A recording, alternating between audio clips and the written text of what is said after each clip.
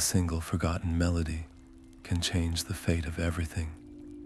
We find a young bard named Lyra, her own origins a mystery, exploring the crumbling ruins of an ancient temple. There, tucked away in the dust, she discovers a faded songbook. Driven by an irrepressible curiosity, she begins to hum one of its fragmented tunes. She has no idea this simple act is awakening a dormant, world-shaping magic. Her journey from this moment will either restore a broken reality or shatter it completely, and by the end of this story, you will understand the profound power that forgotten songs hold over all our destinies. This discovery is merely the first note in a conflict tied to the lost songs of creation itself. What ancient echoes might be waiting in your own world to be heard? I would love to know where you are joining this tale from and what the local time is for you right now. Lyra's fingers trembled as she carefully copied the crumbling symbols. Each stroke of her pen felt like a race against time, the ancient pages threatening to dissolve into dust at any moment. She worked through the night, her focus absolute, driven by a conviction that these fading notes were more than just marks on a page. With the final symbol transcribed, something impossible happened. The ink on her fresh parchment shimmered with a soft, golden light, and a spectral melody, beautiful and unearthly, hummed into existence around her. Outside her window, withered vines twisted with new life, bursting into vibrant blossoms in a matter of heartbeats. This impossible spring did not go unnoticed. The village elders arrived at her doorstep with grim faces, their fear of the old world's magic a tangible force. They demanded she stop this dangerous play with powers that had broken the world once before. But the melody was now a part of her, a truth humming in her veins that she could not deny. She looked at their fearful eyes and made her choice. "I will learn where this song came from," she declared, her voice steady despite the ache in her heart. This decision cost her everything. Her friends turned away, and the familiar comfort of her home became a cage. Yet as she prepared to leave, she noticed a new, faint luminescence clinging to her skin, a soft, melodic aura that pulsed in time with her heartbeat, a visible mark of her transformation. With a small pack on her back and the songbook securely wrapped, Lyra took her first step beyond the village border. The world ahead was vast and unknown, but the melody was a compass in her soul, pulling her toward the whispers of a forgotten age. The whispering woods loomed before Lyra, a wall of tangled shadows and unsettling quiet. The aggressive, enchanted vines that guarded its edge were already coiling toward her, thorns gleaming like daggers. Instinct took over. She closed her eyes and hummed the fragmented melody from the temple, the notes feeling fragile on her lips. The effect was immediate. The vines froze, their threatening rustle softening into a gentle sway. They unwove themselves from the path, retreating to reveal a hidden glade, dappled in ethereal light. At its center stood an ancient, moss-covered stone, its surface carved with symbols that mirrored those in her songbook. A voice, deep and resonant like shifting earth, spoke directly into her mind. It called itself a Sentinel, a keeper of the old legends. It told her of the celestial choir, beings of pure harmony, whose songs once wove the very fabric of reality, maintaining balance between light and dark, growth and decay. Their music was the heartbeat of the world, but a dissonant force, known only as the silence, had risen, a void that consumed sound and sought to erase all melody from existence. Your songbook, the Sentinel explained, is not merely a relic. It is one of the last remnants of the choir's power, a seed of creation itself. The stone's warning settled like a cold weight in her chest. The silence was haunting, and every note she played made her a beacon in the growing quiet. Yet, with this danger came a terrifying new understanding. Each time she used a song, the melody burned itself permanently into her memory, becoming a part of her very being. She was not just a bard learning tunes, she was becoming a living vessel for a fading power. Faced with this truth, Lyra made a choice. She would trust the Sentinel and accept the path laid before her. The ancient stone offered her a small, resonant crystal that glowed with a soft inner light. As her fingers closed around it, a wave of clarity washed over her, and the hum of the world around her grew sharper, more distinct. The crystal amplified her connection to the forgotten songs. Now a clear target for the silence, but armed with new purpose and her amplifying crystal, Lyra followed its gentle pulse deeper into the heart of the woods. It pulled her toward a new goal, the rumored location of a second lost song, a melody that might hold the key to challenging the encroaching quiet. Deep within the petrified heart of the forest, Lyra found the tree.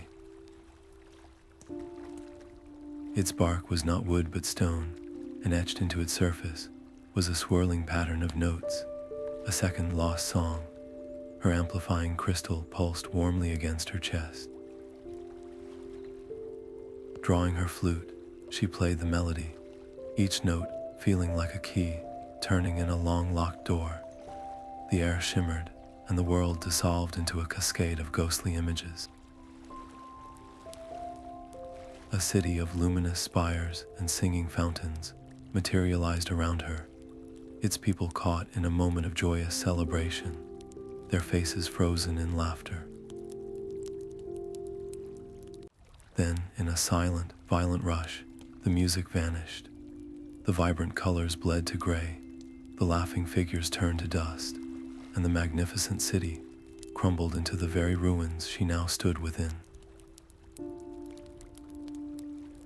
The vision had shown her not just a lost civilization, but its murder. The song had been stolen, and its absence had frozen this entire world in a single, tragic moment. The vision shattered as a wave of absolute quiet slammed into her. A creature of shifting shadow and stifled sound lunged from the trees, its form dampening the very air around it. It was a servant of the silence, and its clawed hands reached directly for her songbook. Instinct screamed at her to run, but there was nowhere to go. Fumbling through the pages, her fingers found a simple, soothing lullaby. She poured her fear into the notes, not as an attack, but as a shield. A visible barrier of soft, harmonious light erupted from her flute, and the creature recoiled as if struck, its form flickering. It did not vanish, but it retreated into the shadows, its hateful gaze still fixed on her.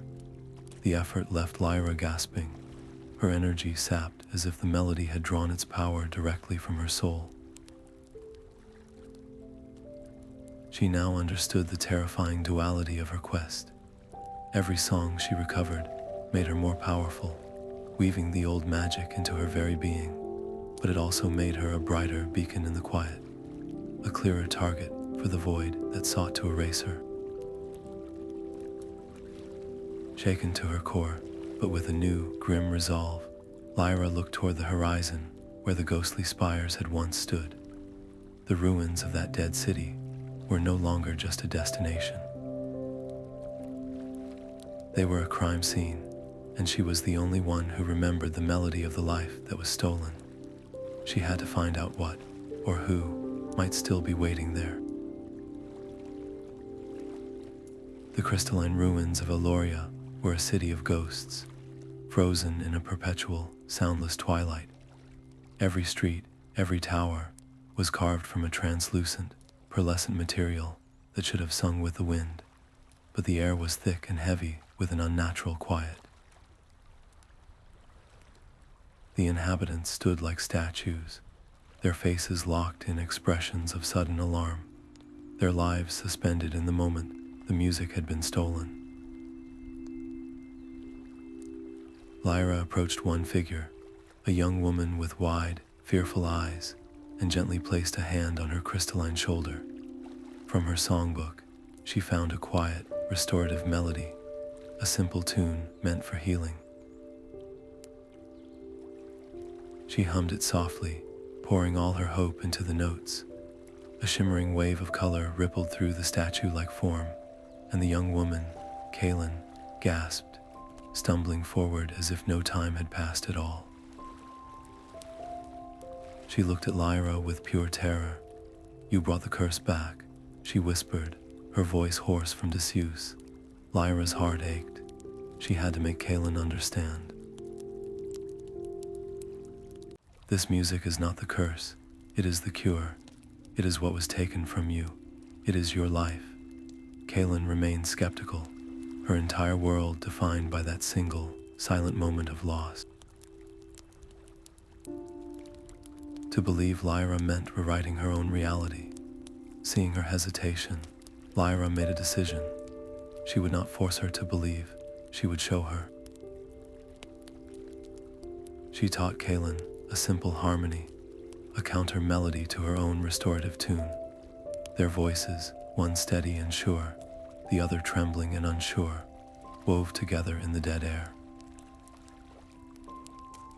The effect was immediate and breathtaking.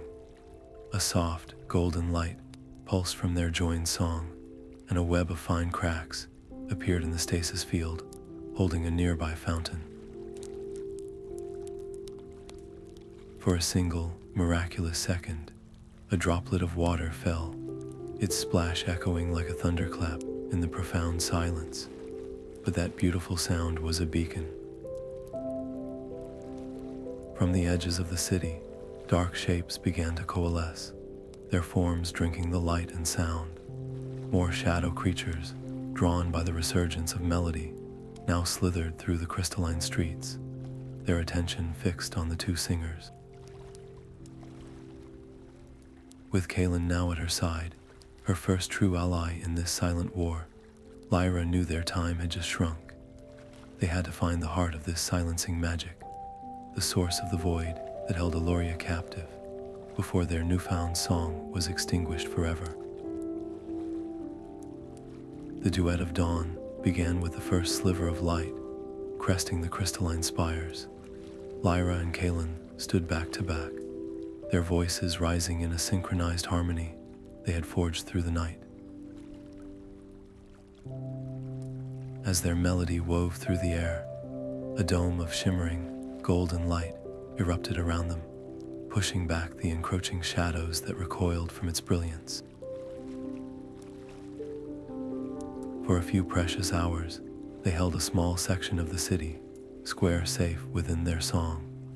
The protective shield allowed 3 more citizens to stir from their stasis, their confused and fearful cries joining the morning air. But the effort was immense. Lyra felt a deep, cold exhaustion seeping into her bones with every note, and she saw the same weariness etched on Kaelen's face. The magic was sustaining the shield, but it was draining the very life from the singers. The newly awakened citizens huddled together, their reactions a stark divide. An older man wept with gratitude, clutching Lyra's hand, while a younger one glared with suspicion, accusing her of disturbing a peace they had endured for generations. He believed her power was a poison, not a cure, and that it would only summon a greater wrath from the silence. Faced with their terror, Lyra knew she could not leave them defenseless. Her quest to find the next song would have to wait. "We will not abandon you," she promised, her voice hoarse but firm. Her decision to stay and reinforce the flickering shield meant committing to a terrible rhythm. She and Kaelen took turns singing, one resting while the other held the light, but true rest was impossible. The constant musical output was a physical weight, and in their deepening fatigue, the edges of their harmony grew thin. Lyra began to hear a faint, insidious static at the edge of her hearing, a quiet promise that all she had to do was stop singing, and the exhaustion would end. The silence was not just attacking them from the outside, it was beginning to whisper from within. As the long day finally faded into a violet twilight, Lyra slumped against the base of a crystal statue, her body aching for sleep she could not afford. She looked up at the emerging stars, their patterns blurred by her tired eyes. Then she blinked, focusing. The stars were not random. A specific constellation seemed to pulse in a gentle, rhythmic sequence, its points of light connecting to form a familiar, melodic pattern that mirrored a phrase from her songbook. It was a map written in the sky, a silent guide pointing toward the next fragment of their hope. The star pattern burned itself into Lyra's mind, a celestial melody only she could fully hear. Through her exhaustion, she traced the connections between the pulsing lights, her fingers moving over the corresponding notes in her songbook. It was a map, but not a static one. The pattern shifted subtly, its meaning changing with the moon's own rhythm. To find the path, she realized with a sinking heart, they would have to begin their climb under the sliver of the new moon, a window of opportunity that was both precise and dangerously short. Kaelen watched her work, her own face pale with fatigue, when Lyra explained the destination, a treacherous peak where a legendary starmaker was said to have woven songs from starlight itself. Kaelen's resolve hardened. "You are not going alone," she stated, her voice thin but firm. "I just got my life back. I will not lose the only person who remembers what it sounds like." Lyra saw the fear in her friend's eyes, a mirror of her own. She knew the journey would be brutal, and Kaelen was still recovering, but she also recognized that loneliness was a weapon the silence could use against them. She agreed, but on one condition. She taught Kaelen a simple, repetitive chant, a melody designed not to create magic, but to fortify the spirit and body against physical strain. As they practiced, a faint, warm energy seemed to emanate from Kaelen, a visible sign that the chant was taking hold. This small success was tempered by a darker piece of lore they uncovered from one of the newly awakened elders. The mountain was not empty. It was the domain of the Ether kin, spirits of pure sound and stone, volatile and fiercely territorial. They were remnants of the Starmaker's experiments, and they attacked any intrusion, their voices capable of shattering rock and mind alike. Their journey would be a climb, not just against the elements, but against a chorus of living weapons. As the new moon approached, they gathered what little they had: water skins, strips of dried fruit, and their unwavering, if weary, partnership. Each prepared pack and practice chord was a silent promise between them, a deepening bond forged in the face of a silent world and a singing mountain. The thin air of the singing peaks bit at their lungs with every labored breath. Each step upward was a battle against the mountain itself, a slope of treacherous, shifting scree that seemed to resent their presence. The first Etherkin manifested not as a creature, but as a sudden, dissonant shriek in the wind, a gust so violent it threatened to tear them from the cliff face. Lyra reacted instantly, her fingers finding the strings of her lute to play a melody of grounding and stability, a tune her songbook called the Stone Singer's Resolve. The aggressive wind softened, wrapping around them in a turbulent but manageable current, and the scree beneath their feet solidified into a more stable path. With each successful musical interaction, a subtle change occurred. A faint, shimmering pattern, like mother of pearl, began to etch itself onto their skin, glowing softly in rhythm with their shared heartbeat.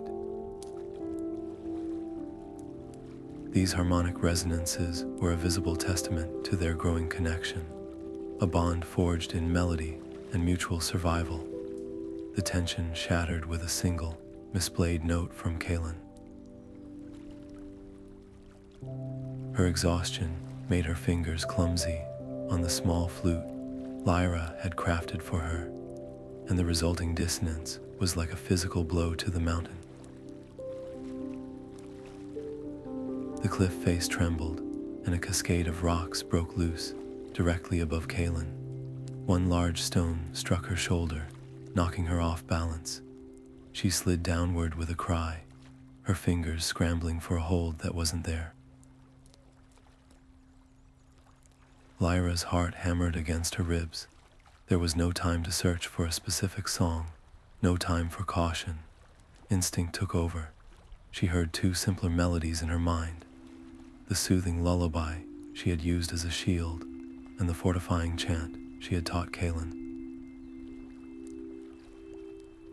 In a desperate, reckless moment of inspiration, she wove them together, creating a new, untested harmony. She sang it out, her voice raw with fear and power. The air itself seemed to solidify around Kaelen, catching her in a cradle of resonant light just before she would have plummeted into the chasm below. The new harmony worked, but its unique, powerful signature rippled outwards like a shockwave. As Lyra helped a trembling Kaelen back to safety, the very mountain around them fell silent. Then the rock face before them began to shift and coalesce. A massive form pulled itself from the stone, a being of glittering granite and deep, thrumming vibration. This was no mere Aethakin. This was the guardian spirit of the peak, an ancient entity whose eyes glowed with the cold light of distant stars. Its voice was the grinding of continental plates, and it spoke a single, resonant question that vibrated in their bones. You dare to compose anew in my domain, you, who are but echoes, defile the old patterns. The spirit saw their innovation not as cleverness, but as a profound transgression. It raised a hand of solid rock, and the path behind them crumbled away, leaving them trapped on a narrow ledge with a judge made of mountain. Lyra knew their lives, and the fate of every forgotten song now hinged on a single, perfect performance. She had to prove their music was not a defilement, but a continuation of the very harmony this ancient being was sworn to protect. Viridia's challenge hung in the thin air, a verdict waiting for a melody. Lyra's mind went blank, all practiced songs and ancient harmonies fleeing before the spirit's judgment. She closed her eyes, shutting out the terrifying precipice and the being of living stone. Instead, she reached for the raw, unpolished music inside herself, the hum of discovery in the temple, the ache of exile from her village, the warmth of Kaelen's trust, and the crushing sorrow of Eloria's silence. She let it all flow into a new, untried composition. Her voice, thin and trembling at first, wove these threads of her journey into a song that was entirely her own. It was a melody not of power, but of purpose, a musical map of a heart learning to beat in time with a broken world. The grinding resonance of the mountain spirit softened, its stony form seeming to listen. When Lyra's final note faded, Viridia spoke, its voice now the soft rumble of a distant avalanche. You do not merely repeat the old songs, you feel them. You are a song weaver, a creator, not a thief. The spirit's approval was a palpable shift in the air, the very rock beneath them feeling more solid and supportive. But this acknowledgement came with a grave warning. Viridia explained that the silence they faced was no mindless plague. It was a sentient void, a living emptiness born from the very first melody ever forgotten by the celestial choir. This entity had festered in the absence of that foundational song, and now it craves a physical form. It is searching for a vessel, a living being, through which it can step into our world and complete its work of erasing all sound forever. To aid their fight, Viridia offered a gift. From its own chest, it withdrew a shard of pulsating crystal that glowed with a deep inner fire. This is a Heartstone, a fragment of the mountain's core. It can anchor one song permanently into reality, making it immune to the silence's touch. But such powerful magic demands a sacrifice of equal value. To anchor a song, you must sever a part of your own life's melody. You must offer up a cherished memory, and once given, it is gone forever, leaving only a quiet hollow where it once lived. Lyra accepted the warm, heavy shard, its weight in her palm, a promise and a threat. She now possessed a tool that could create an unbreakable bastion of harmony, but using it would cost her a piece of who she was. What memory would she be willing to lose? The scent of rain on her village's cobblestones, the sound of her mother's laughter. She tucked the Heartstone safely away, the burden of that future choice settling beside it. With a path carved for them by the now friendly stone, Lyra and Kaelen began their descent. The air felt colder, the quiet of the world below more menacing. They were no longer just chasing lost songs. They were racing a sentient enemy in a desperate bid to stop it from finding a body. A race where the ultimate weapon required a piece of their own souls to wield. The familiar crystalline streets of Eloria were no longer silent. They were filled with the shrieks of the shadow creatures, a soundless pressure that beat against the ears and mind. Lyra and Kaelen returned to a scene of utter chaos. The protective shield they had worked so hard to maintain was flickering, its golden light growing thin and pale under the assault of a new, more terrifying breed of the silence. These creatures moved with a chilling coordination, their dark forms coalescing into structured waves that battered the harmonic dome without rest. Inside the faltering sanctuary, the small group of awakened citizens was on the verge of complete panic. The older man who had wept with gratitude now cowered, while the young skeptic shouted accusations directly at Lyra, his voice cracking with terror. You led them here.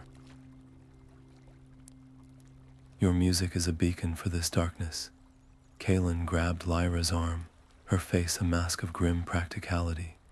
They are too strong. The shield will not hold for another hour. We have to leave now, while we still can. To stay is to die for nothing. Lyra looked past her friend, at the terrified faces of the people she had freed from their stone prisons. She saw the hope she had given them turning to ash in their eyes.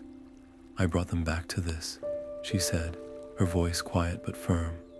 I will not be the reason they are lost again. We make our stand here. The argument was cut short as a concentrated assault of 3 shadow creatures struck the shield simultaneously. A spiderweb of cracks splintered through the golden light, and a wave of debilitating cold washed over them. This was it. The shield was about to shatter. In that final, desperate moment, Lyra knew what she had to do.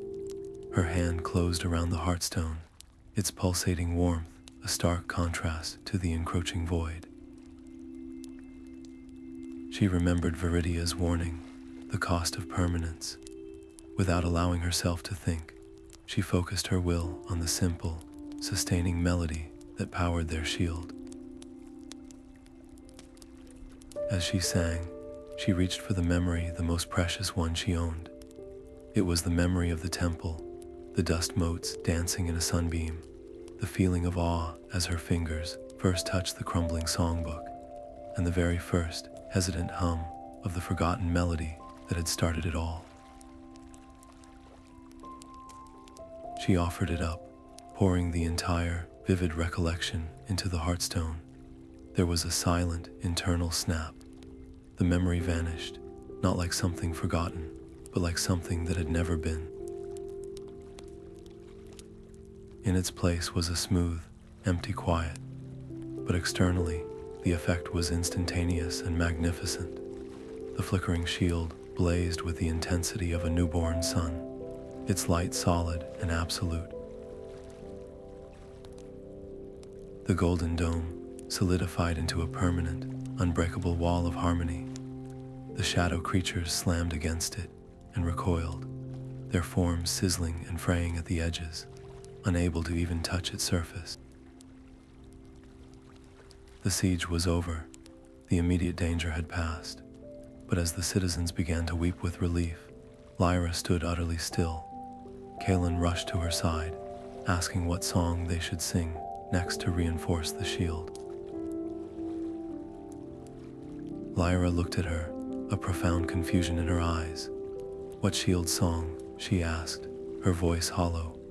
She could remember the theory of shields, the concept of protection, but the specific melody, the one she had just anchored into reality, was gone from her mind completely. The foundational memory of her entire journey, the spark that had ignited her destiny, had been the price. The silence, thwarted in its direct assault, did not retreat. Instead, it changed its tactic. The oppressive quiet around the permanent shield deepened, becoming a heavy, psychological weight. It was a void that now felt personally attentive, focused on the new emptiness inside Lyra herself. It pressed against her mind, whispering not with words, but with the chilling promise that more emptiness awaited, that every song would eventually cost her everything she was. Standing safely behind an impenetrable wall, Lyra understood the terrible truth. Defense was a temporary salvation. Every song they saved was another weapon for the enemy to covet, another piece of their own souls they might have to burn.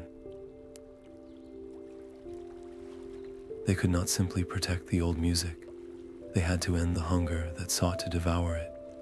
Her path was clear now, a dark and terrifying road she had to walk. "We cannot hide behind what we have saved," she said to Kaelen, her voice steadied by a grim, new resolve. "We have to find the source of this quiet and make it sing." The weight of her lost memory was a hollow chamber inside her, an emptiness the silence seemed to lean against. It was Kaelen who found the clue, a reference in an Elorian elder's text to the Library of Lost Echoes, a repository of the world's oldest songs, submerged beneath a turquoise sea. The journey was a blur of salt spray and anxious silence, ending on a stark coastline where the water was too clear, revealing skeletal ruins far below. According to the text, the library could only be entered while holding a single, sustained note, a breath-holding melody that would transform water into breathable air for a short time. Lyra taught the simple, demanding tune to Kaelen, and together they filled their lungs and stepped from the edge of the cliff. The water did not part so much as it thinned, becoming a shimmering, translucent atmosphere around them as they sank. The Library of Lost Echoes was a cathedral of coral-encrusted marble, its grand archways now home to drifting, phosphorescent fish. Inside, the walls were covered in vast murals, not carved, but seemingly woven from mother of pearl and solidified light. They depicted the first song weavers, not as gods, but as diverse people from every corner of the world, their mouths open in a unified, joyous chorus. The central mural showed the birth of reality from a single, perfect chord. But one figure was different, its song depicted as a beautiful, intricate spiral of dark and light tones intertwined. This was the melody of unity, the harmony that held all opposing forces in balance. The mural showed the terrible moment the other singers, fearing its complexity, turned away from the dark half of the spiral, allowing it to be forgotten. That forgotten half did not vanish. Isolated and rejected, it festered, its harmony twisting into a consuming hunger for the sound it had lost. The silence was not an external invader. It was a wound the first singers had inflicted upon the world, a lost sibling that had turned monstrous in its loneliness. A deep groan shuddered through the library, and a crack split the dome high above, letting in a torrent of real, crushing seawater. The magical field generated by their song was failing. The structure was imploding.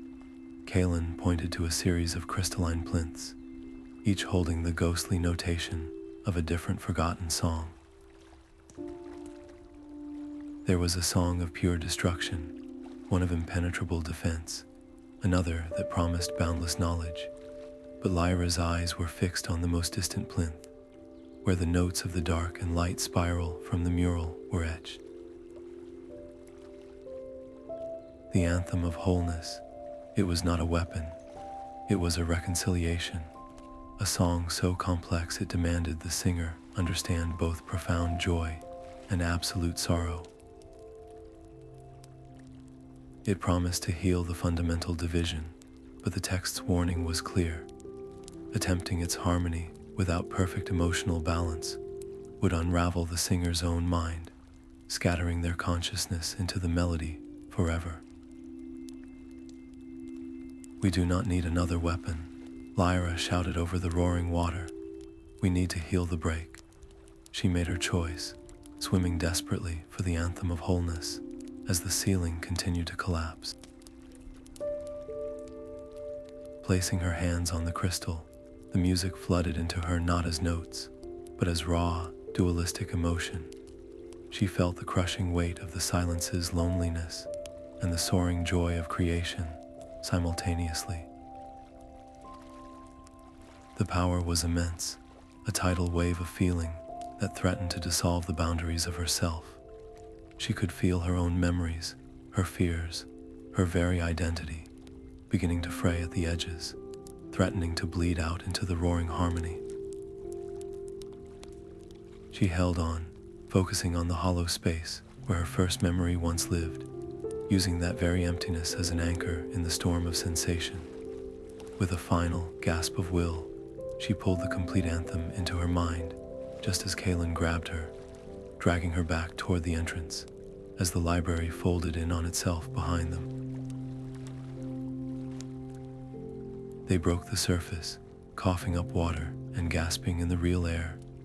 Lyra lay on the sand, the Anthem of Wholeness burning in her thoughts like a twin star. But the relief of survival was cold. The silence's presence now felt different. It was no longer a generalized hunger pressing against the world. It was a focused, intelligent attention, and it was directed solely at her. It had felt her touch its origin, and in that moment, the void had learned her name. The new quiet in Eloria had a voice. It coalesced not from shadow, but from the empty space where Lyra's first memory had once lived. The air shimmered before her, and a figure stepped out of the void, a perfect and terrible reflection of herself. Its eyes were pools of absolute stillness, and its form seemed to drink the light from the permanent shield. This was the Unsinger, the silence given a shape, and it carried a lute of twisted, petrified wood. It did not speak, it simply played. The melody was a mockery of the stone singer's resolve, the very tune Lyra had used to calm the mountain. But where her song brought stability, this distorted version caused the crystalline ground to crack and splinter, the vibrations shooting sharp, debilitating pain up through Lyra and Kaelen's feet. The Unsinger was not just attacking them, it was turning their own strength into a weapon against them. With every dissonant chord it played, the golden, permanent shield around Eloria flickered, not from an external assault, but from within. The very harmonies Lyra had anchored into reality began to fray, the notes unraveling under the corrosive influence of their own inverted echoes. The citizens inside cried out as the protective light dimmed, their newfound safety proving frighteningly fragile. In that moment of shared agony, Lyra understood the terrible, intimate truth. This entity was not some ancient, foreign monster. It was a manifestation of every song she had sacrificed, every memory she had willingly given to the void. The Heartstone's power had a hidden, dreadful cost. It had not just erased her memory, it had fed the very enemy she sought to defeat. The Unsinger was a part of her, a phantom born from her own lost notes. To fight it with another song of power would only feed it more ammunition, creating a cycle where every victory made the enemy stronger. She looked at Kaelen, whose face was tight with pain, and made a decision that felt like stepping off a cliff. "We cannot fight it," she said, her voice strained. "I have to sing to it. I have to give back what was taken." The idea was madness, to approach this entity, this hollow reflection, and offer it a melody was to invite the void directly into her own soul. If her focus wavered for even a second, if her own resolve cracked, the Unsinger would not just reject the song, it would absorb it, twist it, and use it to extinguish her own voice forever. Her music would become a permanent part of the quiet.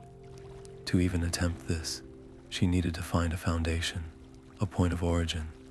As the Unsinger's dissonant music continued to erode the world around them, Lyra closed her eyes, blocking out the chaos. She turned her awareness inward, past the hollow chamber of her lost memory, past the complex weave of the Anthem of Wholeness, and sought the very first, simple melody she had ever forgotten in her life, long before she ever found the temple. The dead forest groaned as Lyra began to sing, her voice not a weapon, but an offering. She poured into the melody every small, forgotten tune of her life, the lullaby her mother hummed, the childish rhyme she sang while skipping stones, the simple joy of a song for no reason at all. She sang remembrance and regret directly into the void that wore her face. The Unsinger recoiled, its form shuddering violently. For a moment, it was her perfect mirror, then it was a writhing, shapeless hunger, then her reflection again. The forgotten emotions flooding back into it were a poison to its pure emptiness, and it let out a silent scream that cracked the petrified trees around them. "You think your pity can save me," a voice hissed directly into her mind, a sound of crumbling galaxies and ultimate quiet. "I was born from a failure that runs in your blood." The first song weaver, your own ancestor, stood at the dawn of time and faltered. She held the note that would have completed the universe's first chord, and in her moment of doubt, she was silent. I am that silence. I am the echo of her failure, and you have inherited her weakness. The revelation was a physical blow, a legacy of inadequacy that stretched across millennia. The weight of it threatened to shatter her song. She could feel the instinct to pull away, to reject this ancestral shame as not her own. But that was the old path, the path of fear that had created this monster. Instead, Lyra made a choice that felt like tearing her own soul in two. She opened herself to the memory of that primordial stage fright, to the terrifying weight of a note that could shape reality. She let the ghost of her ancestors' fear flow into her, and instead of silencing her song, she wove that very failure into its fabric. The melody deepened, becoming richer, more complex, and profoundly sad. It was no longer just a song of remembrance, but a song of flawed, human creation. The Unsinger's form destabilized, patches of its void-like substance, dissolving into motes of shimmering, confused light. But victory came at a terrible price. As the entity weakened, a fragment of its essence, cold and vast and infinitely lonely, detached and flowed into Lyra. It was a merger, not an expulsion. She gasped, her knees buckling as the silence's own desolate hunger became a part of her consciousness. She could feel its aching, eternal need for the harmony it was born missing. This was no longer an external enemy to be fought. It was a wound in the world that she now carried inside herself, and within that cold, hollow space, she finally understood the only way to heal it. She had to do what her ancestor could not. She had to find the lost half of the melody of unity and sing it into being, not as a weapon, but as an invitation, completing the chord that had been broken at the beginning of everything. Lyra stood before the gathered citizens of Eloria, her voice steady despite the tremor in her hands. The Anthem of Wholeness was not a song to be sung alone. It required a chorus, a tapestry of voices woven together to mend a tear in reality itself. She began to teach them, not just the notes, but the feeling behind them. She showed them how to hold the profound joy of a new dawn, alongside the deep sorrow of their lost years, how to let these opposing emotions resonate in harmony rather than conflict. The people, once frozen and fearful, slowly opened their voices, their individual melodies braiding into something larger than themselves. The air in the city square began to shimmer, charged with a restorative energy that felt like the first breath after a long sleep. With every passing measure, the crystalline stasis that had gripped their world for so long fractured a little more. The petrified forms of their neighbors began to soften, color returning to pale cheeks, and the faint, miraculous sound of a collective inhale whispered through the streets. But this symphony of rebirth was a colossal strain. The singers swayed on their feet, their strength flowing directly into the music. Lyra positioned herself at the heart of the choir, her own connection to the anthem acting as a living conduit. She channeled their combined hope, their fear, their very life force, focusing it into a single, rising harmonic wave. She could feel the song's power beginning to rewrite the frayed edges of reality around them, the dead crystal of the city glowing with a soft, internal light. Yet this beautiful, world-altering music was a beacon the silence could not ignore. The hollow chill that had retreated now rushed back with a vengeance. The Unsinger, wounded but not defeated, began to coalesce its remaining forces at the city's edge. A tide of shadow creatures, larger and more focused than any before, began to advance, their silent approach casting long, dark fingers across the luminous streets. The choir's song was their only shield, and Lyra was its keystone. Her unique connection to the void was now a double-edged sword. The same link that allowed her to anchor the anthem also made her a gateway. She could feel the silence's desperate hunger pulling at the edges of her mind, a cold vacuum trying to swallow the music at its source. To hold the note was to risk being consumed by the very emptiness she sought to fill. As the choir's voices swelled toward the anthem's ultimate crescendo, the sky above Eloria began to darken, not with clouds, but with the approach of the silence's full, terrifying might. The wave of quiet hit the choir like a physical blow, a force that did not just mute sound, but devoured the very possibility of it. The luminous anthem faltered, the singers' voices thinning to whispers as the void pressed in. In that moment of collective collapse, Lyra did not reach for the complex anthem. She returned to the beginning. She opened her mouth and sang the first forgotten melody she had ever rediscovered in the temple, the simple, hesitant tune that had started it all. But it was no longer that simple tune. It was now layered with the sorrow of exile, the warmth of Kaelen's friendship, the crushing weight of the Heartstone's sacrifice, and the profound loneliness of the void she carried within her. Her single voice became a perfect resonant frequency, a keystone that suddenly locked the choir's scattered harmonies back into place, amplifying their combined power into a brilliant, defiant chord that pushed the encroaching quiet back in a shimmering wave of light. From the heart of that retreating silence, the Unsinger manifested one last time. It had shed its mimicry of her form, becoming a thing of pure, ravenous void, a hole in the world. It did not attack the choir.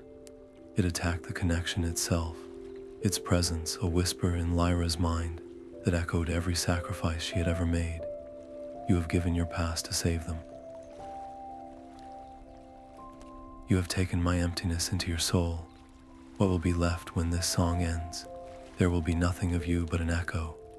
The doubt was a cold knife, threatening to sever her from the flow of music and from Kaelen's steadfast harmony beside her.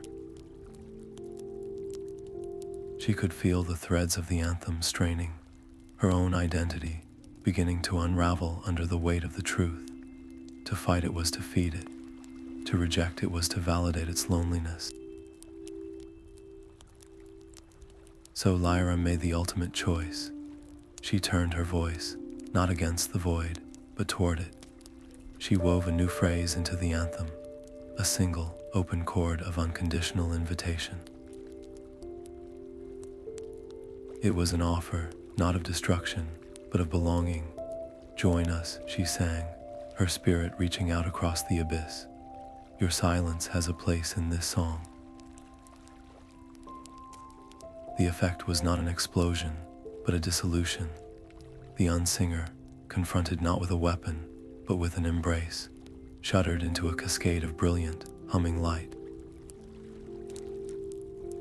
Its void was not destroyed, but filled, its eternal hunger finally answered by the harmony it was born from. The advancing tide of shadow creatures simply faded, their forms unwinding into the air like mist in the morning sun, unable to exist in a world where every song, even the silent ones, were remembered and included. A profound quiet settled over Eloria, but this time it was different.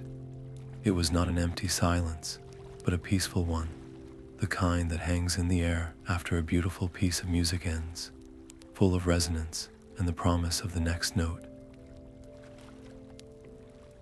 The days that followed were filled with a new kind of music, one of practical creation. The citizens of Eloria, their voices no longer frozen, sang as they worked. A simple melody of growth, hummed in unison over a barren field, coaxed tender green shoots from the soil in a matter of hours. A soft, restorative chant could be heard in the healing halls, where it visibly soothed fevers and mended shallow cuts before a watcher's eyes. The most profound change, however, was not in the crops or the wounds, but in the people themselves. The very air seemed to carry a harmonic understanding, allowing old arguments between the skeptical and the grateful to resolve with a shared song that clarified intention and fostered empathy. Yet this new world was not a perfect symphony. For some, the constant reliance on melody felt alien and exhausting. An older woman named Lyra, who had spent decades in silent stasis, found the musical society overwhelming. "I just want to hear the wind," she confessed to Lyra, her voice trembling. "I do not want to have to sing to make my bread rise." Lyra understood this deep need for simple quiet. She did not command or correct. Instead, she sat with Lyra and taught her a single, grounding note, a tone that required no harmony, meant only to help her find her own center in the bustling, melodic city. It was a gentle guidance, an invitation rather than a demand, and it slowly helped the woman find her place in the chorus. Seeing both the miraculous potential and the difficult adjustment, Lyra made a pivotal decision. She would not let this knowledge rest with a single generation. In a restored hall with crystalline walls that caught the light and amplified sound, she founded the first school for songweavers. Its purpose was twofold: to preserve every recovered melody in living memory, and to encourage the creation of entirely new songs. The art must not just be preserved, she told Kaelen, it must evolve. We have to ensure the music never becomes a museum of old tunes, but remains a living, breathing force. News of Eloria's rebirth did not stay within its shimmering borders. The restored harmonies sent ripples through the world, faint echoes that traveled on the wind, and in the dreams of those sensitive to the old magic. Travelers began to arrive, drawn by whispers of a city, brought back to life by song. Their reactions were a mix of awe and deep-seated wariness. Some wept at the beauty, while others watched from the gates with suspicion, their hands resting on weapons, fearful of a power they could not comprehend. One afternoon, a solitary figure, robed in drab, unadorned cloth, requested an audience. The messenger bowed stiffly, avoiding the direct gaze of the singing citizens. He brought word from the sun-scarred plains, a vast and arid land where, he explained, the old songs had been forbidden for centuries, their very mention punishable by exile. "Our chieftain has heard the echoes," the messenger said, his voice a dry rasp. "He bids you come. He must know if your music is a salvation or a storm that will finally bury us all." The messenger's name was Elian, and his eyes held the flat, weary sheen of a man who had forgotten how to hope. He did not speak of a curse or a plague, but of a law. In his homeland, the sun-scarred plains, music was a crime. His people lived under the rule of the Soundless King, who enforced a rigid, joyless order, where even a hum could earn a public lashing from his enforcers, the mutes. "They are not deaf," Elian whispered, his voice raspy from disuse. "They are voids. They do not just stop you from singing, they drink the sound, leaving you more hollow than before." He had risked everything to find the legendary song weaver, believing that a land without melody was already a ghost, a perfect breeding ground for the silence they had just defeated. Kaelen was the first to voice the fear gripping the council. Our own harmonies are still new, Lyra. Our shield is strong, but it is young. If you leave, who will anchor the central melodies? If the silence has a foothold there, it could be a trap designed to pull you from our center of power. We are not ready for another war. Lyra looked from Kaelen's worried face to Elian's desperate one. She remembered the cold hunger of the void, how it thrived in exactly this kind of enforced quiet. A kingdom that outlawed song was not just a different culture, it was a fortress for the very enemy they had barely contained. To ignore it would be to let the silence win without a fight. I have to go, she stated, her voice leaving no room for argument. A world without music is a world already half lost. I will not let that stand. Her decision sent ripples of anxiety through Aloria. She would not lead an army, but a small, trusted group, Kaelen, whose harmony was now a part of her own being, and two of the most resilient singers from the choir. Preparing to depart was an act of profound trust. Lyra spent her final hours teaching the complex core melodies to a circle of her most gifted students, pouring the nuances of each song into their care. The city's protective harmonies would remain, but their strength would now depend on the faith and skill of others, a fragile thread connecting her to home. As the stark, sun-bleached horizon of the plains came into view, Lyra felt the weight settle upon her, not as a warrior, but as a guardian. She was no longer just a seeker of lost songs. She was now their keeper, walking directly into a silence more terrifying than any shadow creature, a silence made of law and fear. Mirkwell was a city carved from dust and quiet. The buildings were low, square blocks of gray stone, their windows shuttered tight against any stray sound. Lyra and her companions moved through the streets like ghosts, their every footstep a conscious effort on the packed earth roads. Communication was a frantic pantomime of hand signals and hastily scribbled notes on scraps of parchment. The people they passed were the true heart of the silence, their faces etched with a permanent, weary tension. They walked with hunched shoulders, their eyes darting nervously at any small, accidental noise, a cough, the scuff of a boot, the creak of a sign. It was a society that had forgotten how to laugh, where the simple, joyful sound of a child's giggle was treated with the same fearful urgency as a warning shout. The profound sadness in the air was a physical weight, a grief not for a person, but for a lost dimension of life itself. The tension broke with a single, soft hum from Kaelen. It was an unconscious sound, a fragment of a comforting melody she used to steady her own nerves, but in the absolute quiet of Mirkwell, it rang out like a bell. Instantly, the few people on the street flinched away, their eyes wide with terror. From the shadows of a nearby alley, 3 figures emerged. They were the mutes, clad in formless gray robes that seemed to absorb the light.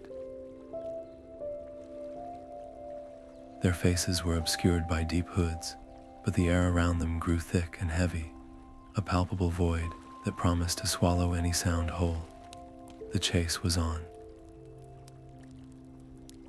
They fled through the sterile, gray streets, the mutes moving with an unnerving, silent swiftness. Lyra's mind raced. Fighting back with a powerful song would reveal everything, but to do nothing was to be captured.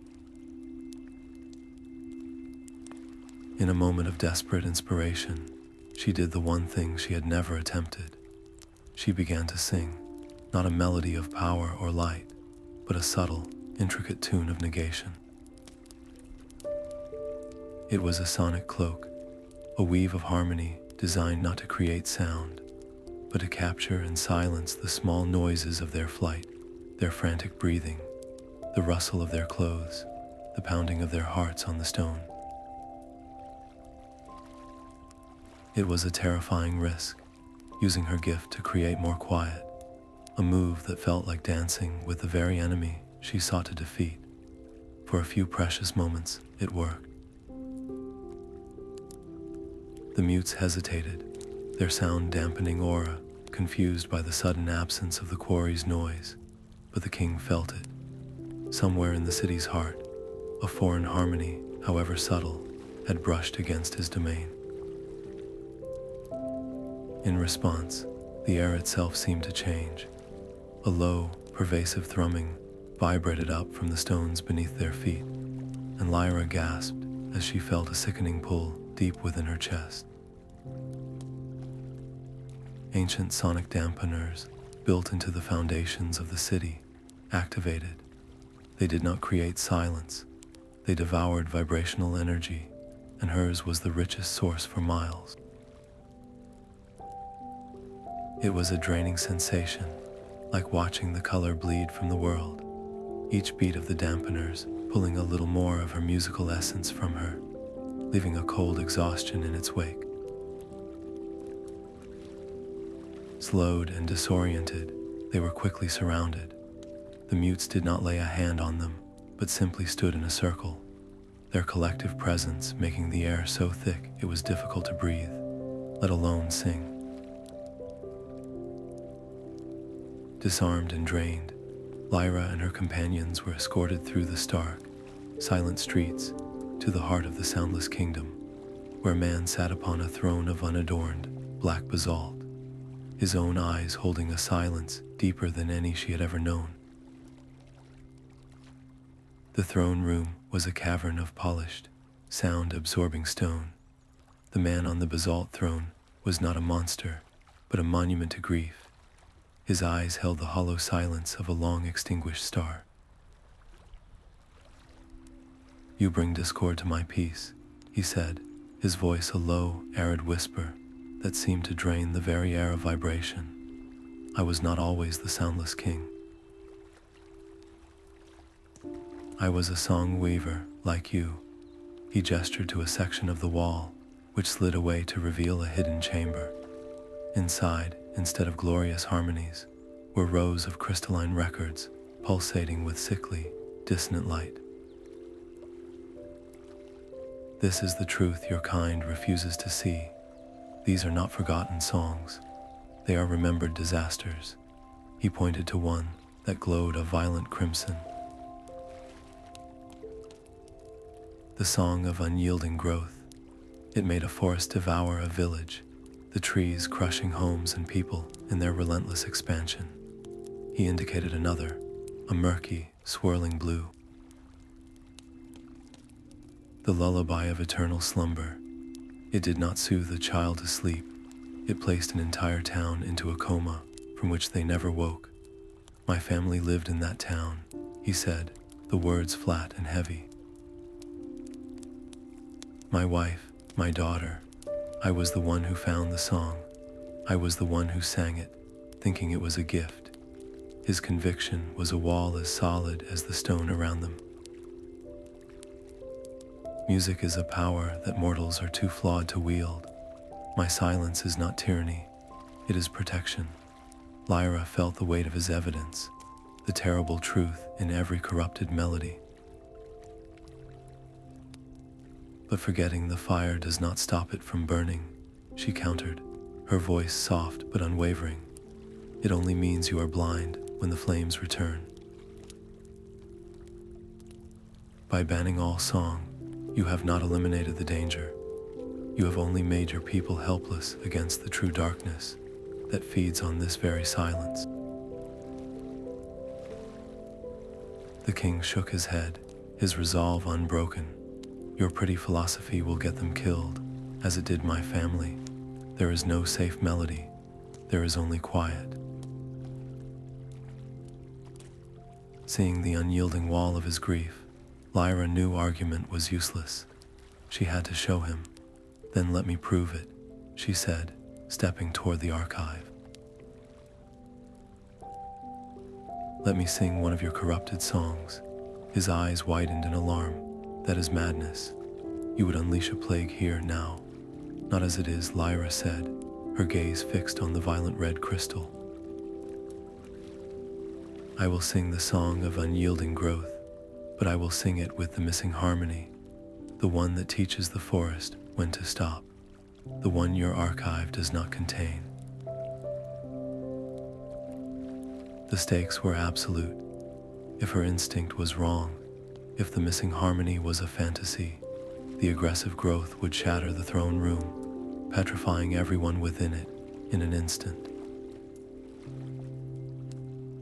But if she was right, if she could weave the broken notes into something whole, she would not just neutralize a threat, she would shatter the foundational belief of a king.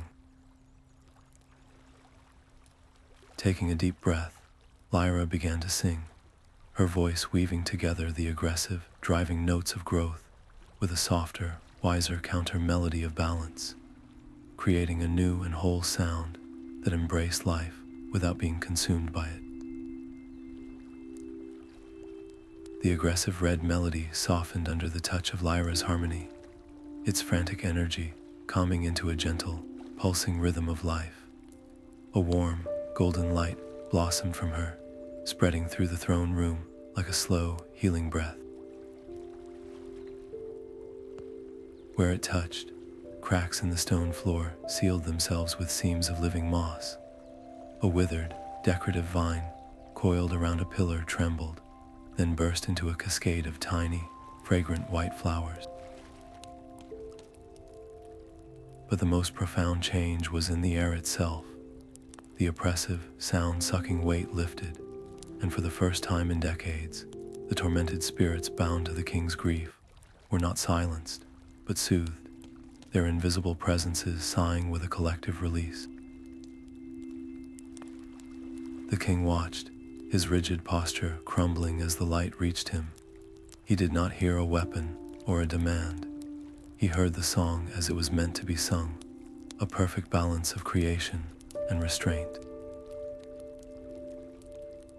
The wall of his grief, built over a lifetime, shattered.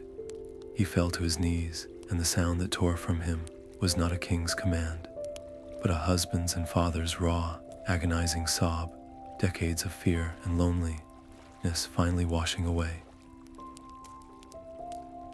Around them, the gray-robed mutes stood frozen. Then, one by one, they slowly pulled back their hoods, revealing faces etched with the same quiet exhaustion as the citizens outside. They looked at their hands, then at each other, and let their sound-dampening staves clatter to the floor, the noise of beautiful, chaotic music after the long silence. But this beautiful chaos came with a price. The kingdom's very infrastructure was built to enforce quiet. The ancient sonic dampeners embedded in the city's foundations, now starved of the king's will to suppress, began to falter. A low, unsettling groan vibrated through the palace, and a fine dust sifted from the ceiling. The stability born of absolute silence was now its greatest vulnerability. Lyra knelt beside the weeping king, her own energy spent. "We have to guide this change, not force it," she said softly. "A sudden flood of music could shatter your people's minds as surely as any curse." He looked up, his eyes clear for the first time, and nodded. Together, the former song weaver and the Soundless King began to compose. They did not write a grand anthem, but a gentle, repetitive melody they called the Song of Transition.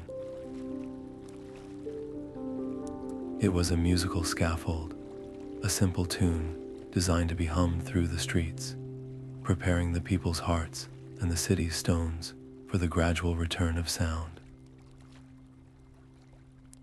It would be a careful, delicate process, teaching a traumatized population to rediscover their own voices without triggering a panicked rebellion against the very freedom they were being offered. As the first hesitant, legal hums of the transition song began to drift through the streets of Mirkwell, a weary but determined hope settled over the city. It was in this fragile moment of newborn sound that a messenger, his Elorian robes starkly colorful against the drab landscape, found Lyra. He did not bow with joy, but with a grim urgency, pressing a sealed crystal into her hand. It pulsed with a frantic, discordant rhythm. The message was simple, and it turned her blood to ice. The harmonies at home are fraying, the shield flickers. You are needed now.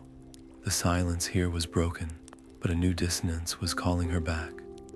The vibrant chorus of Eloria felt like a homecoming, yet the surrounding lands told a different story. Beyond the city's shimmering shield, the fields were not brown and dead, but unnaturally still. The wheat stood tall and golden, but it made no sound when the wind passed through, its stalks moving in a silent, lethargic dance. The birds did not sing, and the forest animals moved with a slow, listless gait, as if the very will to live was draining from them. The city was a brilliant beacon of music, but it was casting a long shadow of quiet. Lyra's investigation was a heartbreaking revelation. Eloria's constant, beautiful harmonies were not self-sustaining. The magic required to maintain the shield and fuel the city's growth was acting like a vortex, pulling the ambient, natural melodies from the soil, the air, and the living things around it. They had not defeated the silence, they had merely outsourced its effects, creating a new kind of famine in their wake.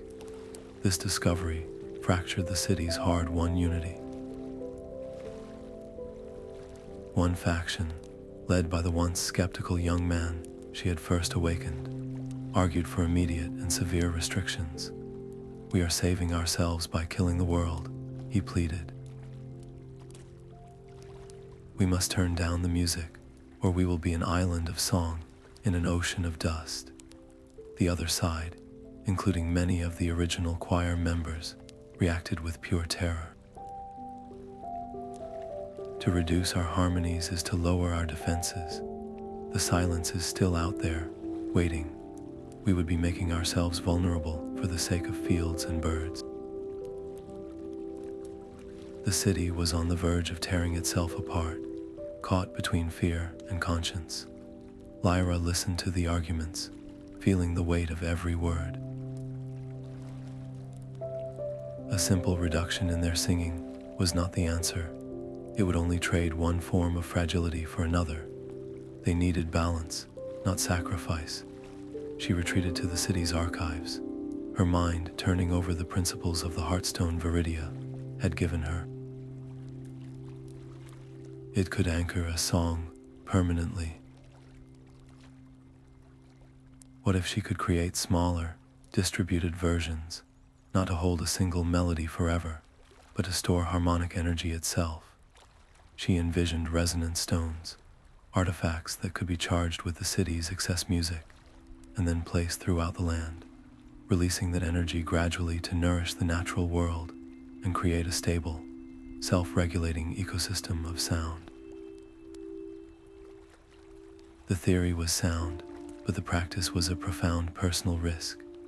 Crafting the first stone required her to pour a foundational melody directly from her own being into the raw crystal.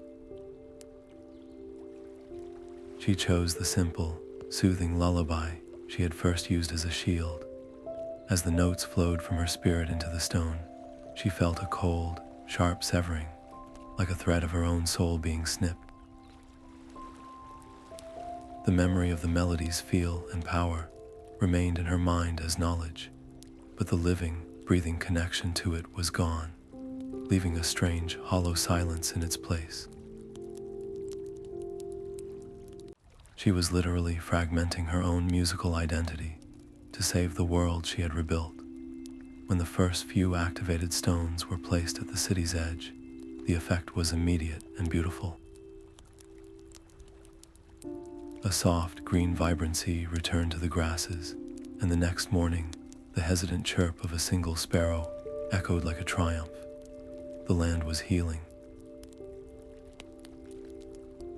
But for Lyra, each successful stone was another piece of herself given away, and the accumulating emptiness inside her began to feel less like a sacrifice and more like a warning. The silence inside Lyra was a growing echo chamber. She would sit for hours in the composing hall, a blank parchment before her, but the well of new melodies had run dry. Each resonant stone she had created pulsed with a song that was once a part of her, and their collective absence left a creative void she could not fill. The vibrant city of Eloria, for all its beauty, began to feel like a museum of her own past compositions.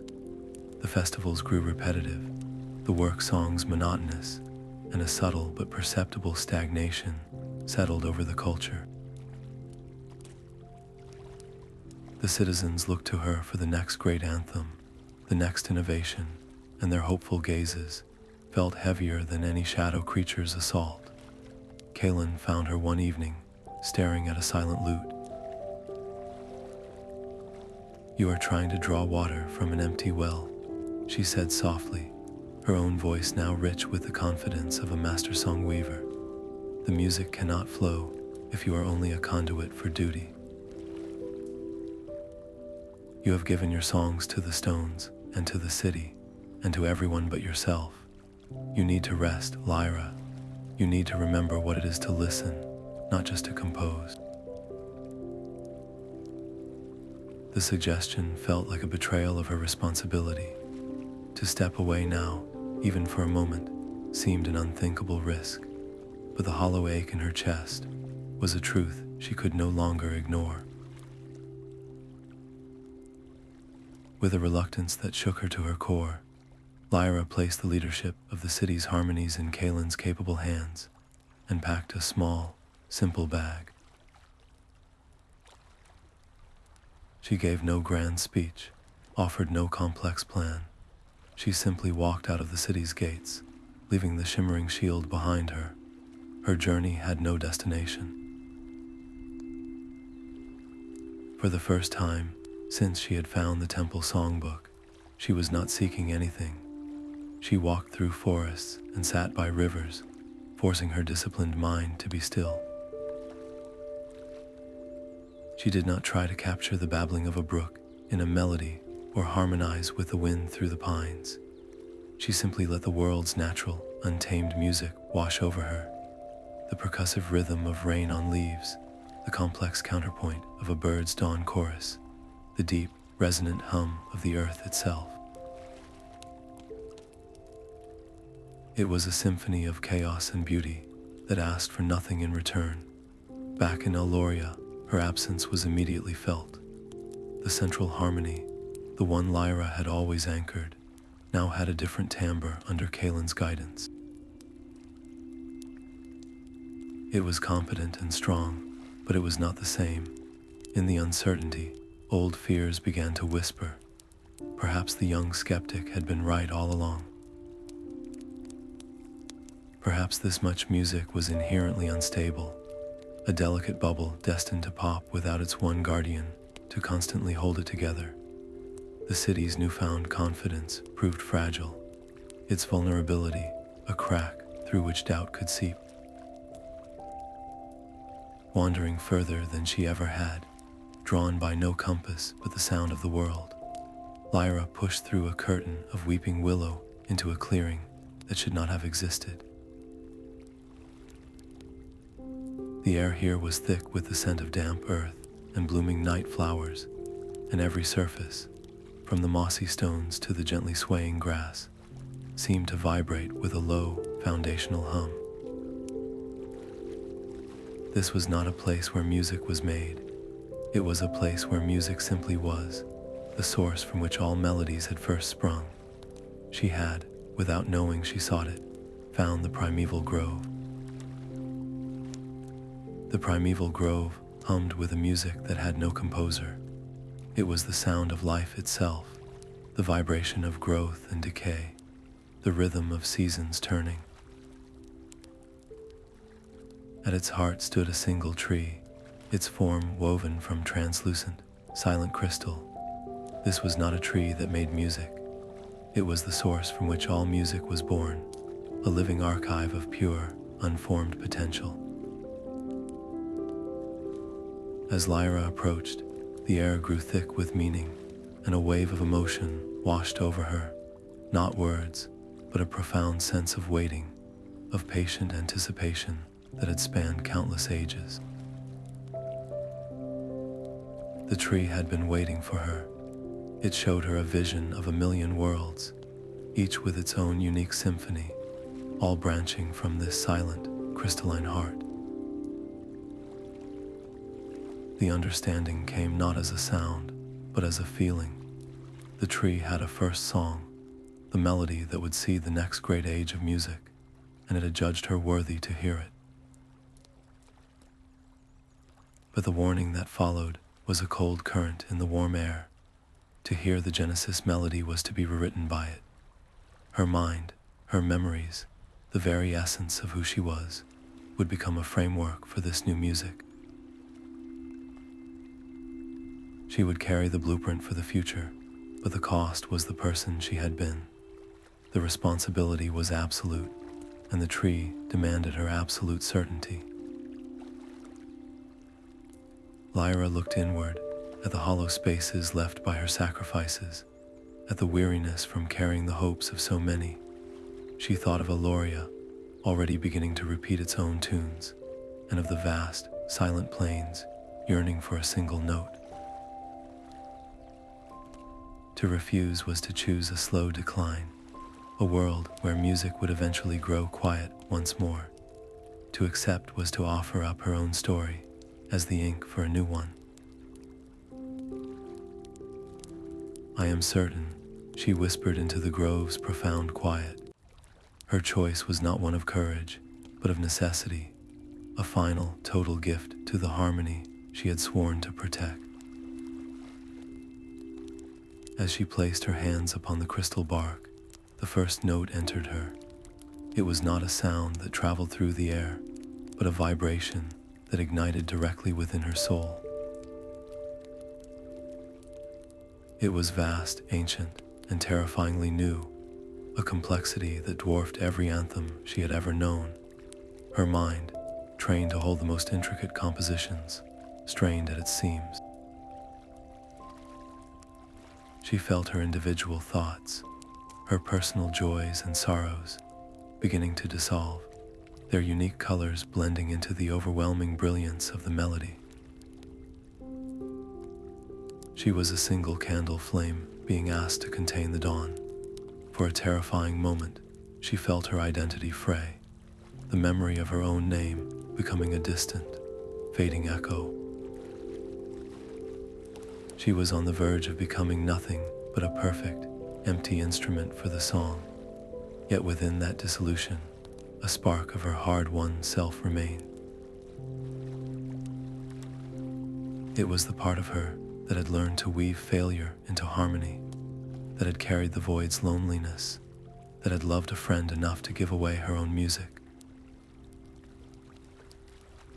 That spark did not fight the melody, but instead began to dance with it, finding its own rhythm within the infinite composition. She was not being erased. She was being remade. A terrifying and exhilarating transformation was underway, forging a new kind of being, one who was both the composer and the very first note of a song yet to be sung. Lyra emerged from the primeval grove, no longer just a woman, but a living conduit for the world's foundational hum. She now perceived the hidden symphony in all things, the percussive rhythm of a stone's patience, the soaring melody of a hawk's flight, the complex harmony of a forest's interconnected life. Her return to Aloria was not a quiet homecoming.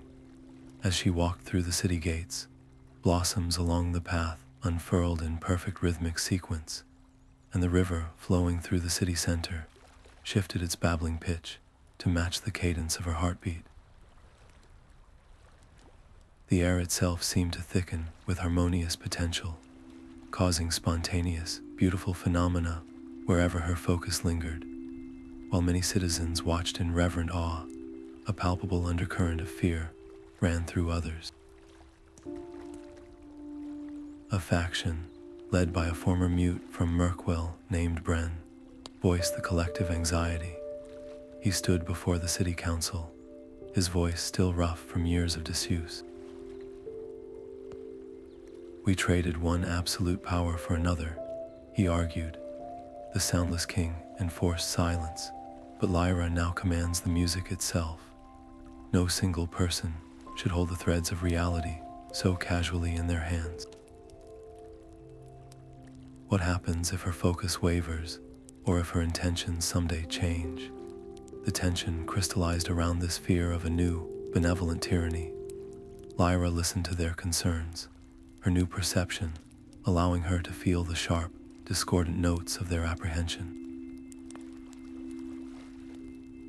She knew that ruling through overwhelming power, even harmonious power, was just another form of control. At the next public gathering, she did not display her abilities. Instead, she stood before them, her hands open and empty. "I do not wish to conduct your lives," she said, her voice carrying a new, resonant depth. "I wish to teach you to read the sheet music of the world." True harmony cannot be commanded from a throne. It must be a chorus, freely sung. She then began the most profound work of her life. She taught the citizens how to quiet their own minds and listen for the subtle melodies in the soil beneath their feet, to feel the rhythmic vibrations in the very air they breathe. She showed them how a simple, focused hum could encourage a seed to sprout, not by forcing it, but by aligning with its innate song of growth. This act of radical humility and shared empowerment won over the vast majority of skeptics. The city blossomed with new, decentralized creativity as people learned to compose with the world, not just upon it. Yet this very success revealed a darker truth. A small, hardened group, including Bren, could not release their fear.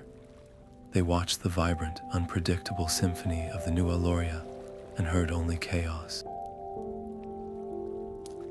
Their hearts clung to the stark, predictable quiet they had known, proving that the potential for silence was not an external monster, but a choice that could always take root in the human spirit. With Aloria now stabilized as a thriving center of musical innovation and self-governance, Lyra felt a new pull. If the world's music was a vast tapestry, then other cultures held unique and essential threads. She turned her attention outward, determined to find and preserve the distinct songs of peoples who had woven their own harmonies into the fabric of existence, knowing that a truly complete symphony required every unique voice. The first cornerstone of the Grand Archive was a crystal that pulsed with the deep, resonant hum of the mountain viridia. Lyra envisioned a library not of silent, dusty pages, but of living, breathing music, where a visitor could place their hand on a resonating crystal and feel the entire history and emotion of a song flood into their being. News of this project rippled across the world, carried on the same winds that now bore fragments of melody. Soon, song weavers from every corner of the known lands began the journey to Aloria. A woman from the sun-scarred plains brought a complex, percussive rhythm that mimicked the rare desert rain, a song to call moisture from the air. A man from the northern ice fields contributed a haunting, clear-toned melody that could calm the fiercest blizzard.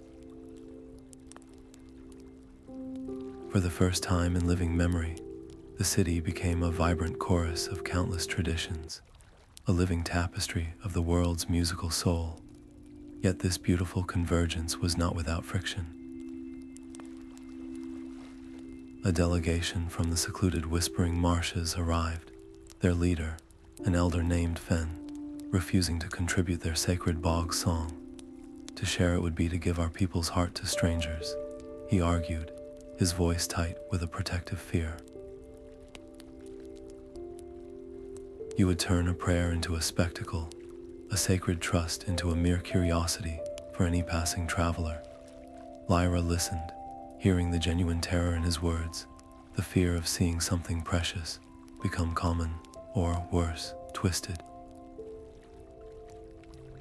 In response, she established the archive's first and most sacred law, a strict code of respect and consent. No song would ever be recorded without the express, informed permission of its cultural guardians. When a melody was entrusted to the archive, it was inscribed within its crystal, alongside a detailed history.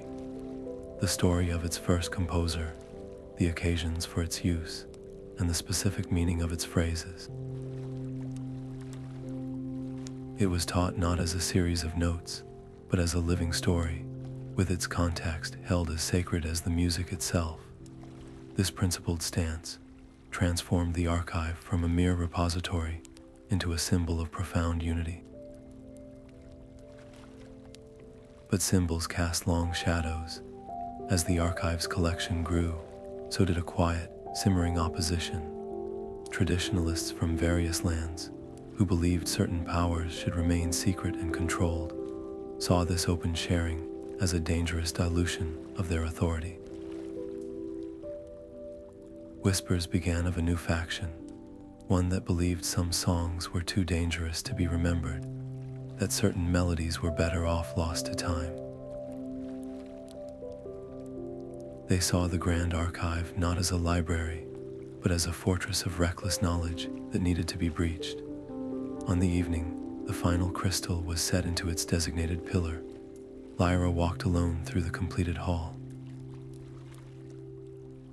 The air thrummed with 1,000 different harmonies, a quiet, powerful ocean of sound. She ran her fingers over the cool, smooth surface of the very first crystal she had charged, and her mind drifted back to the crumbling temple, the dust, and the simple, terrifying awe of that first hum. She was no longer that solitary girl with a dusty songbook. She had become a guardian of echoes, a weaver of worlds, and she knew, with a certainty that chilled her, that the very unity she had built was now the brightest target she could have possibly created. Fen arrived at the Grand Archive with ears that heard the world differently. The boy was tone deaf, unable to distinguish a perfect chord from a jarring dissonance, yet he could describe the texture of the quiet after a song ended with a precision that left Lyra breathless. He perceived the architecture of silence, the fertile gaps where one note ended and another began, and he insisted that was where the real music lived. Taking him on as an apprentice was a controversial decision that baffled the traditionalists. How could one who could not hear pitch possibly become a song weaver? Lyra saw it differently. Fen's unique perception was not a disability, but a new instrument, one that could play the spaces everyone else overlooked. Teaching him, however, proved to be her greatest challenge. She had to find words for what had always been pure instinct.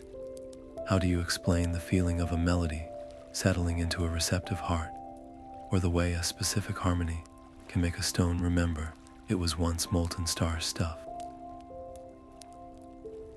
Forcing herself to articulate these intuitive truths made her examine the very foundations of her art, leading to profound breakthroughs in musical theory. She began mapping the emotional and spiritual resonance of notes, creating a new lexicon for the magic they all wielded. This new understanding was not always welcome. Fen would sit in on advanced classes and propose compositions based on the weight of a rest or the color of a pause.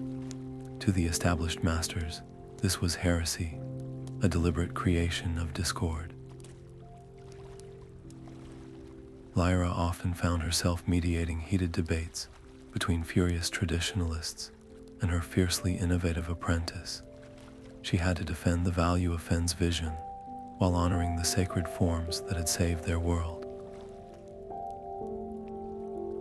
It was a delicate balance, preserving the old songs without letting them become cages. Her solution was both radical and simple. She encouraged Fen to stop trying to force his perceptions into audible notes.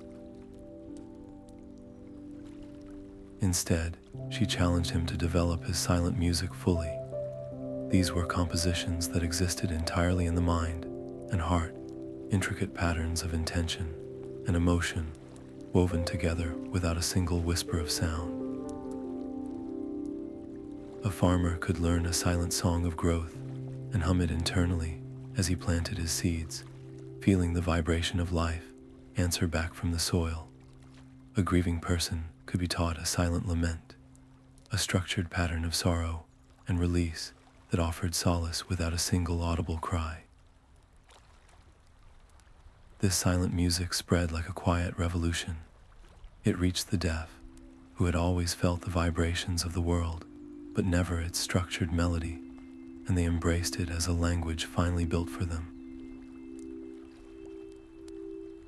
It flourished in the sound-restricted zones of the former sun-scarred plains, where people were still hesitant to use their voices. But for the purists, this was a step too far. If there is no sound, it is not music, they declared. It is merely thought, and to call it song is to dilute the very power we fought to preserve. The philosophical schism threatened to split the community she had worked so hard to unite. Watching Fen patiently teach a silent harmony to a group of eager new students, Lyra felt a profound shift within herself. His success was not her composition, but it was born from her guidance. She saw now that a single perfect song, however powerful, was a finite thing, but a new way of listening, a new method of creation, was a legacy that could grow and change forever. Her greatest work would not be a melody etched in crystal, but the minds of the composers who would one day create songs she could never even imagine. The collective song began as a single, sustained note from Lyra, a foundation upon which every citizen of Eloria was invited to build. Fen did not add a melody, but a profound, structured silence that gave the music space to breathe. What emerged was not a fixed anthem, but a living entity. Its harmony shifted with the city's collective mood, soaring with crystalline clarity on mornings of shared purpose, and growing thin and dissonant during petty squabbles in the market. The song became the city's heartbeat, audible to all, a constant and unflinching mirror of their communal soul. This truth became brutally clear when a fierce debate over water rights erupted between the original Elorians and newcomers from the sun-scarred plains. The song, which had moments before been a complex, interweaving tapestry, fractured into a grating, percussive clash. It was not merely unpleasant to hear, it was physically painful, a sonic manifestation of the breaking social contract that made concentration impossible and tempers shorter. The music was holding up a mirror, and the reflection was one of conflict. Lyra did not silence the discord. Instead, she stood at the city's heart and began to conduct the dissonance itself. She isolated the two warring melodic lines, the Elorians' possessive, descending theme, and the plains folks' thirsty, rising arpeggio, and had the factions play them back to each other. hearing their own positions reflected as music stripped away the rhetoric, revealing the raw fear and need underneath. Then she guided them. She showed the Elorians how to soften their melody's end, creating an opening. She taught the plains folk to bend their rising notes into a question, not a demand. Slowly, painstakingly, a new harmony was woven, one that acknowledged scarcity, but promised shared stewardship. As the factions found this musical compromise, the city's collective song smoothed, the painful grating replaced by a resilient, if cautious, new chord. This successful mediation proved that harmony was not the absence of conflict, but the art of weaving discord into a stronger, more complex whole. The living song became their most vital civic tool, a barometer of their unity that demanded constant participation and emotional honesty from everyone. It required vigilance, for the music would never be finished, and its piece was always a choice. Watching the ever-changing melody flow through the city, Lyra felt a familiar pull, a deep curiosity that transcended the physical streets of Eloria. If a song could reflect the soul of a community, what melodies might echo from the spaces between stars, or from the dreams of the world itself? Her work here had created a self-sustaining harmony, freeing her to listen for the music of realms yet unheard. The sky above Eloria did not darken so much as it deepened, the familiar constellations softening into a tapestry of pure, humming light. From this brilliance descended a single figure, a being whose form was woven from the resonant echoes of nebulas and the silent, perfect intervals between stars. It was a member of the original celestial choir, and its presence did not make a sound, yet it filled the world with the pressure of an unheard symphony. It extended a hand of condensed starlight toward Lyra. "Your composition is complete," it communicated, its meaning blooming directly in her mind. "The final movement awaits your voice. Join us, become a note in the eternal song." The honor was immense, a culmination of every sacrifice and every melody she had ever woven, but the cost was absolute. To accept meant shedding her mortal form, becoming a being of pure, disembodied harmony, forever separated from the warmth of Kaelen's hand, the scent of rain on Elorian stone, and the imperfect, beautiful chaos of the world she had fought to save. Kaelen was the first to find her voice, her plea a raw and trembling chord. "You cannot go. We have built this together." What is a symphony of stars to the sound of a child laughing in a street that was silent a year ago? Fen stood beside her, his own argument quieter, but no less profound. "You taught me that the silence between notes has value. If you leave, who will teach us to hear the next new music?" The entire city seemed to hold its breath, their collective song shifting into a minor key of profound loss and fear, a desperate petition woven from 1,000 heartbeats. They believed with every fiber of their being that her work was not finished, that the fragile harmony of their world still needed its first and most essential composer. Lyra looked from their pleading faces to the celestial being, a creature of ultimate musical perfection. She felt the pull of that perfection, the seductive promise of a song without end.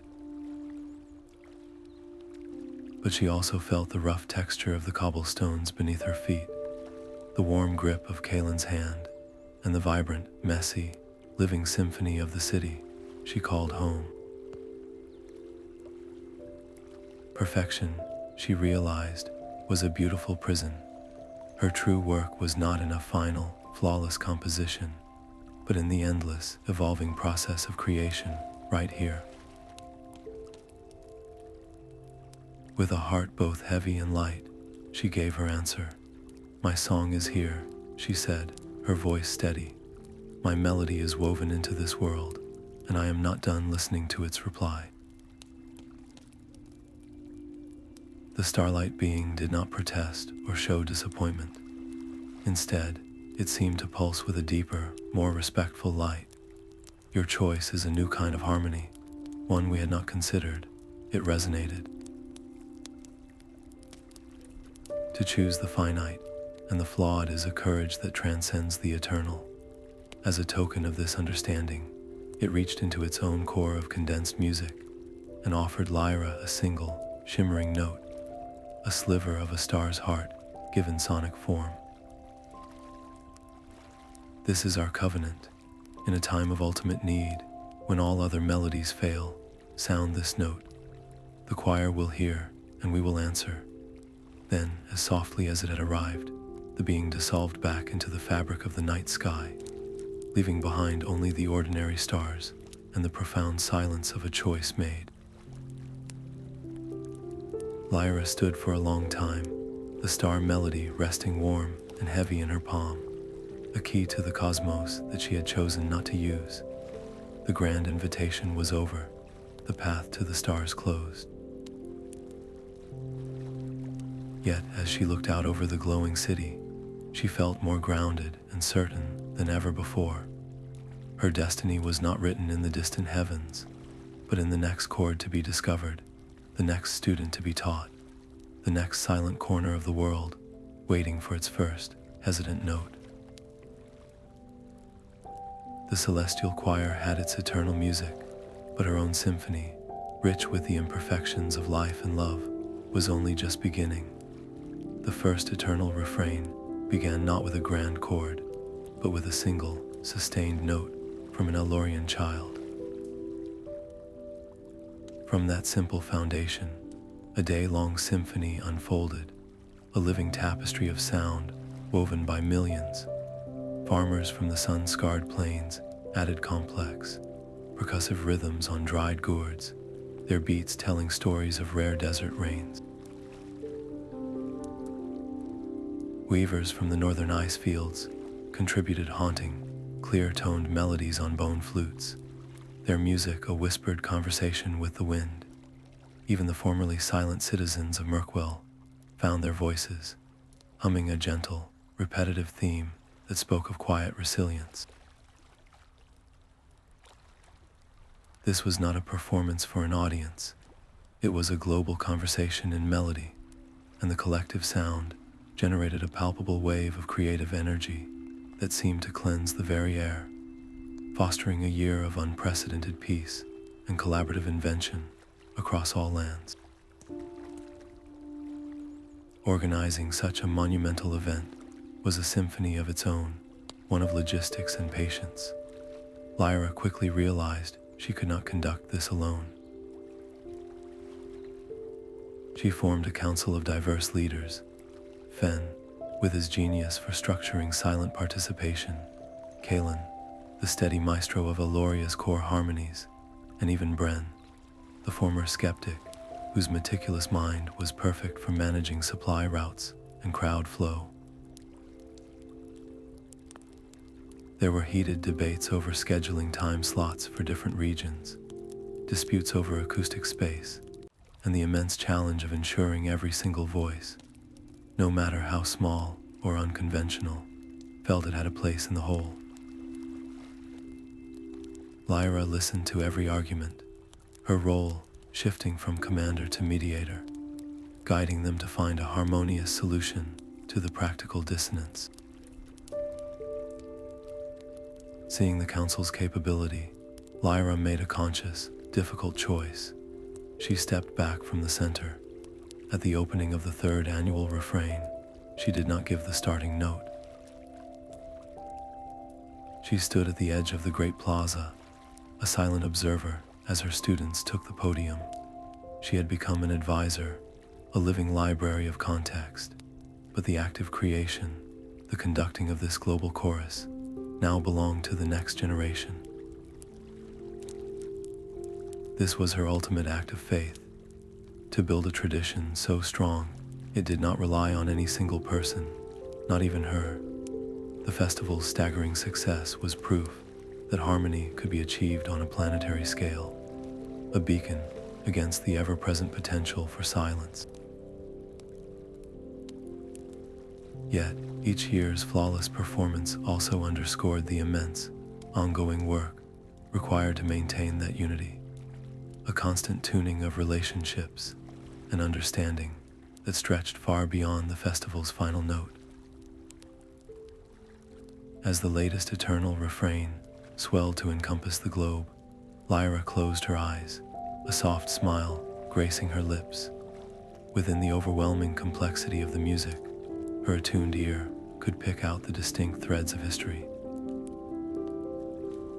She heard the stubborn persistence of the stone singer's resolve from the mountain peaks, the gentle wisdom of the song of transition from the plains, and the brilliant, structured silence that was Fen's unique gift. Woven through it all, like a golden thread, were the echoes of every forgotten song she had helped remember, each once lost melody, now a permanent and vital part of the world's living voice. The collective symphony of the eternal refrain had reached its zenith, a global crescendo of hope that seemed to leave no room for the old quiet. Then the central podium, where Kaelen stood conducting, went utterly mute.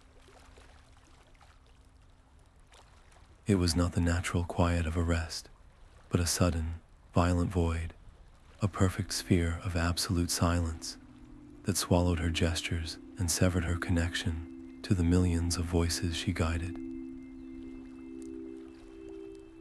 From the edges of the plaza, a familiar, chilling dissonance began to pulse, a remnant of the Unsinger that had hidden itself within the music itself, waiting for this moment of ultimate unity to strike its core. Panic flickered through the linked harmonies, the global song teetering on the brink of chaotic collapse. Lyra did not hesitate. She stepped into the dead space, her own voice rising not in opposition to the attacking dissonance, but in a complex counterpoint that wrapped around it.